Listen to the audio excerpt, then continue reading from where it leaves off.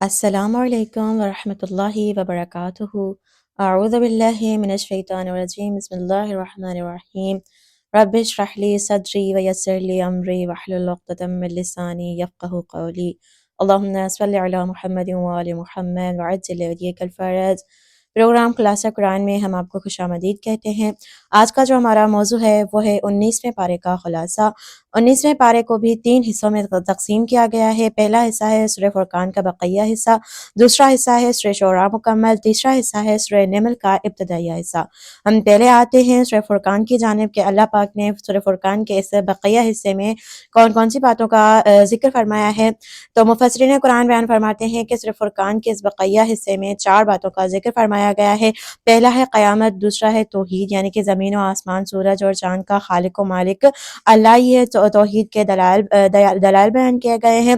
تیسرا ہے رسالت یعنی کہ جو بھی رسول بن کر آیا، نبی رسول صلی اللہ علیہ وسلم کو اللہ تعالیٰ نے نذیر و بشیر بنا کے بھیجا ہے، یعنی کہ خوشخبری دینے والا بھی اور ڈرانے والا بھی بنا کر بھیجا ہے۔ چوتھا جو موضوع ہے اس کا وہ ہے عباد الرحمن کی صفات، یعنی کہ جو رحمان کے بندے ہیں، ہمارے خدا کے بندے ہیں، ان بندوں کی خصوصیات کیا ہیں، صفات کیا ہیں۔ عاجزی سے چلنا یعنی کہ انکساری کے ساتھ چلنا، تکبر سے دور رہنا، جاہلوں سے دوری اختیار کرنا یعنی کہ ان سے بحث و مباحثہ نہ کرنا، راتوں کو عبادت کرنا، جہنم کے عذاب کا خوف، جہنم سے پناہ مانگنا، خرچ کرنے میں اعتدال کرنا یعنی کہ نہ فضول خرچی کرنا اور نہ ہی بخل برتنا، شرک سے اجتناب کرنا، قتل ناحق سے بچنا، زنا اور بدکاری سے پرہیز کرنا، جھوٹی گواہی سے پرہیز کرنا، جھوٹی گواہی سے احتراز کرنا اور بری مجلس سے یعنی کہ جو برائی کی محفل ہو اس میں جانے سے پرہیز کرنا، اللہ تعالیٰ کتاب اللہ سے متاثر ہونا یعنی کہ ان کے جو اوصاف ہوتے ہیں، ان کے جو اخلاق ہوتے ہیں، ان کے جو رویہ ہوتے ہیں، یعنی کہ ان کی جو زندگی ہوتی ہے وہ اللہ تعالیٰ کی کتاب سے متاثر ہوتی ہے۔ ان کی زندگی میں ہمیں وہی اعمال، وہی افعال انجام دیتے ہوئے ہمیں نظر آتے ہیں جن کاموں کا حکم اللہ تعالیٰ نے اپنی کتاب مقدس میں دیا ہوا ہوتا ہے۔ نیک بیوی بچوں کے لیے یعنی کہ بالخصوص دعا کرنا اور یہ دعا کہ ہمیں ہادی اور مہتدی بنا۔ اب ہم آتے ہیں دوسرے حصے کی جانب، سورہ شعراء کی جانب کہ اللہ پاک نے سورہ شعراء میں کن باتوں کا ذکر فرمایا ہے۔ سورہ شعراء میں 3 باتوں کا ذکر فرمایا گیا ہے۔ پہلا ہے کہ 7 انبیاء کا ذکر آیا ہے، ان کے قصے بیان کیے گئے ہیں۔ کون سے 7 انبیاء؟ حضرت موسیٰ، حضرت ابراہیم، حضرت صالح، حضرت لوط، حضرت نوح، حضرت ہود اور حضرت شعیب علیہ السلام اجمعین۔ دوسرا جو موضوع ہے وہ ہے قرآن کی حقانیت بیان کی گئی ہے کہ اسے رب العالمین نے اتارا ہے، روح امین یعنی کہ حضرت جبرائیل علیہ السلام کے واسطے سے یہ کتاب نازل ہوا ہے، نبی اکرم صلی اللہ علیہ وسلم کے قلب مبارک پر نازل ہوا ہے، لوگوں کو ڈرانے اور متنبہ یعنی کہ خبردار کرنے کے لیے اسے واضح عربی زبان میں نازل کیا گیا ہے۔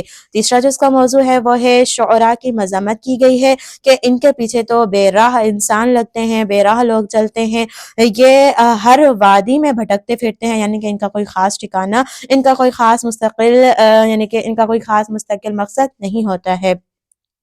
ایسی باتیں کہتے ہیں کہ جو یعنی کہ خود بھی نہیں کرتے ہیں، اور ایسی باتیں کہتے ہیں جو کرتے نہیں ہیں، البتہ وہ لوگ مستثنا ہیں اس سے جو ایمان لائے، نیک اعمال اختیار کیے ہوئے ہیں اور اللہ تعالیٰ کو کثرت سے یاد کرتے ہیں۔ اب ہم آتے ہیں اس کے آخری حصے کی جانب، سورہ نمل کے ابتدائی حصے کی جانب کہ اس میں کون سے موضوعات کا ذکر کیا گیا ہے۔ سورہ نمل کے ابتدائی حصے میں 2 باتیں بیان کی گئی ہیں۔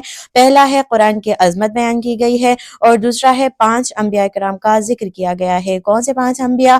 حضرت موسیٰ، حضرت داؤد، حضرت سلیمان، حضرت صالح، حضرت لوط اور یعنی کہ حضرت ہود علیہ السلام اجمعین۔ ان کا یعنی کہ اس حصے میں ذکر کیا گیا ہے اور بالخصوص اس میں جو واقعات نقل کیے گئے ہیں وہ واقعہ نمل، واقعہ ملک سبا اور واقعہ ہدہد اس میں بیان کیا گیا ہے۔ ملک سبا کا بھی واقعہ اسی حصے میں بیان کیا گیا ہے۔ اب ہم آتے ہیں اس پارے کے اس حصے کی جانب کے جس میں یعنی کہ قرآن پاک میں اللہ پاک نے جو انسانی زندگی کو کامیاب کرنے کے جو کچھ طریقے، کچھ اصول بتائے ہیں ان کی جانب ہم اشارہ کرتے چلیں کہ قیامت کے دن افسوس کرنے کا کوئی فائدہ نہیں ہے، یعنی کہ اگر ہمیں افسوس کرنا بھی ہے تو ہم اس دنیا میں اللہ پاک نے ہمیں جو مہلت دے رکھی ہے توبہ کرنے کے لیے، ہم ادھر یعنی کہ اپنے اعمال پر، اپنے برے اعمال پر افسوس کر لیں۔ اگر ہم قیامت کے دن اپنے برے اعمال پر افسوس کریں گے تو وہ افسوس ہمارے کسی کام نہیں آئے گا، کیونکہ قیامت والے دن تو کافر بھی یہی التجا کریں گے، یہی خواہش کریں گے کہ کاش ہم دوبارہ زندہ کیے جائیں اور ہم دوبارہ مسلمان ہو جائیں اور ہم نیک اعمال بجا لائیں۔ سورہ فرقان کی آیت نمبر 27، دوسرا ہے ہوائے نفس کو اپنا معبود نہ بناؤ۔ سورہ فرقان کی آیت نمبر 43، رات انسان کے لیے پردہ پوشی کرتی ہے اور رات انسان کے آرام کے لیے خلق کی گئی ہے۔ سورہ فرقان کی آیت نمبر 47، زمین پر آہستہ آہستہ قدم رکھو اور تکبر سے نہ چلو، یعنی کہ اپنے چال چلن میں اعتدال رکھو۔ سورہ فرقان کی آیت نمبر 63، نادانوں کے ساتھ نرمی سے بات کرو۔ سورہ فرقان کی آیت نمبر 63، انفاق کرنے میں زیادہ سخی نہ بنو اور نہ ہی بالکل یعنی کہ کنجوس بن جاؤ، نہ ہی بخل اختیار کرو۔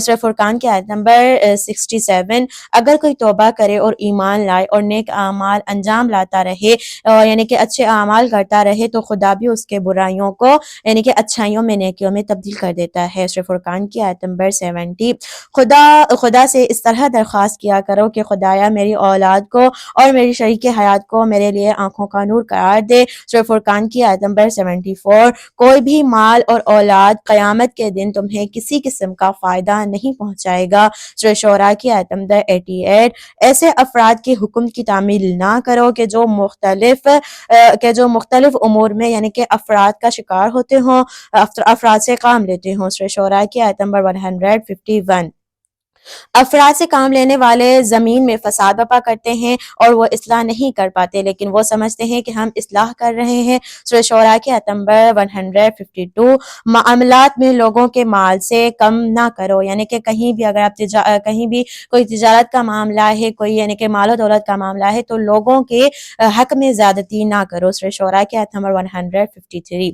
آخر میں ہم حق تعالیٰ سے یہی دعا کرتے ہیں کہ اللہ پاک ہمیں قرآن پاک کی ان تعلیمات پر عمل کرنے کی توفیق عطا فرمائے، ان تعلیمات کو اپنی زندگی میں اپنا کر اپنی دنیا اور آخرت سنوارنے کی توفیق عطا فرمائے۔ ہماری اول و آخری یہی دعا ہوتی ہے کہ ہمارے آخری نجات دہندہ امام زمانہ کا جلد از جلد ظہور فرمائے، ہمیں ان کے اعوان و انصار میں شمار فرمائے۔ ربنا تقبل منا انك انت السميع الدعاء وبحق زهراء وابوها وبعلها وبنوها اللهم صل على محمد وآل محمد وعجل لوليك الفرج والسلام، التماس دعا۔